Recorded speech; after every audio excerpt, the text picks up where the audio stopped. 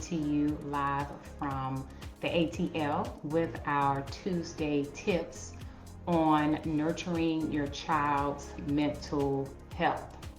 So what I want to talk about this morning is something that came up yesterday. I hosted a room on Clubhouse around parents or for parents. And the question was, is your child experiencing an emotional crisis? And I was fortunate enough to have a licensed counselor on that call with me. And one of the things that she shared, and her name is Deandra, one of the things that Deandra shared was that we expect us out of our children instead of expecting our children out of our children. So I'll say that again. This resonated with me, so I wanted to share it with you all this morning. So what she said was, we expect us out of our children versus expecting our children out of our children. Right? So take a moment to let that sink in. But that resonated with me because I know from my own experience, I want the best for my children, and I feel like I know what they're capable of, and I know how high they can reach and that they can achieve all of their dreams. So I am pushing them, right? I am expressing disappointment when they don't live up to my expectations. But in a way, I am expecting myself out of my children instead of what it is that works for them, which could be different from what I expect. So I wanted to kind of share that thought with you all so you can take a look at your situation and your children and make sure that you are considering them as individuals and as children. And to realize that we can't actually change our children, but we can change how we respond and how we show up and how we take care of ourselves.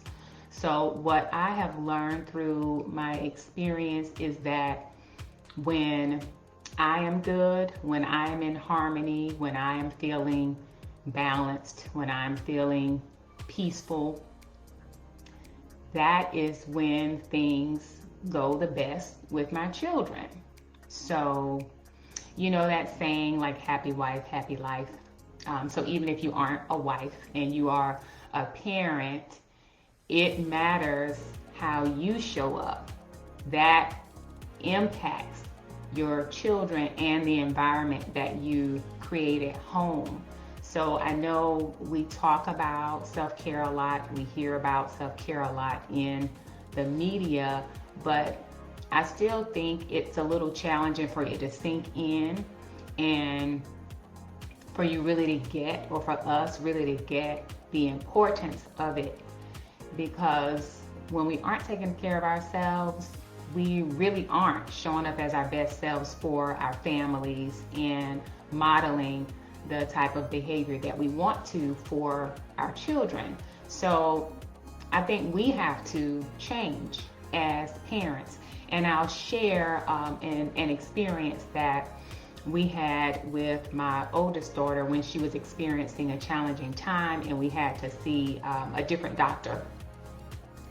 The doctor proceeded to ask my husband and I these questions about our work life and our schedules and what time we finished working, what time we got home, you know, who picked up the children, what time did we eat, and you know, a lot about our work life, like if we were stressed and, you know, how many people were we managing and how many projects. And I'm sitting there thinking, like, what does this have to do with this challenging situation that my daughter is in? Like, she's the one who's acting out at the moment what does my schedule and my work life have to do with this?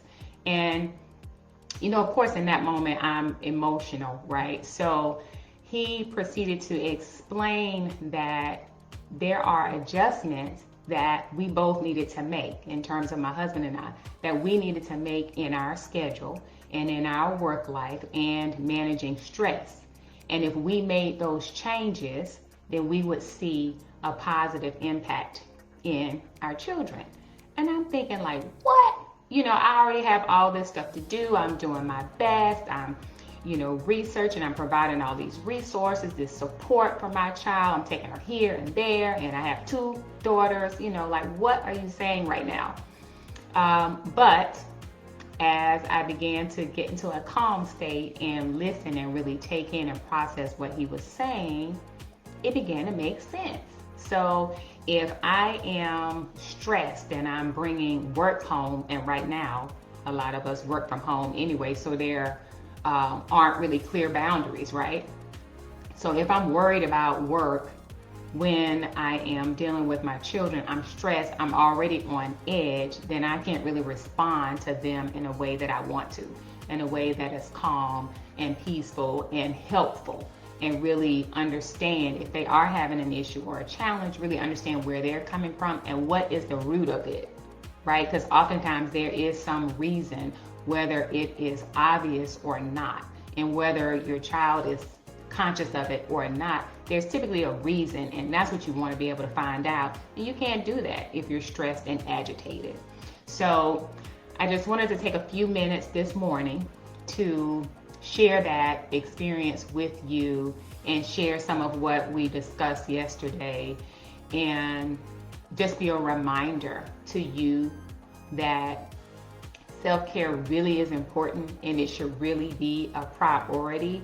And that is actually the best thing that you could do to help nurture your child's mental health, is to take care of yourself, because they are dependent on you, and they want you to be stable, and they want you to show up. And even when they're going through challenging times, they need to know that you are there and you have that unconditional love, and you're able to express that and have positive energy versus a high level of stress, versus expressing that. And even if you think you're not expressing it, they can feel the difference.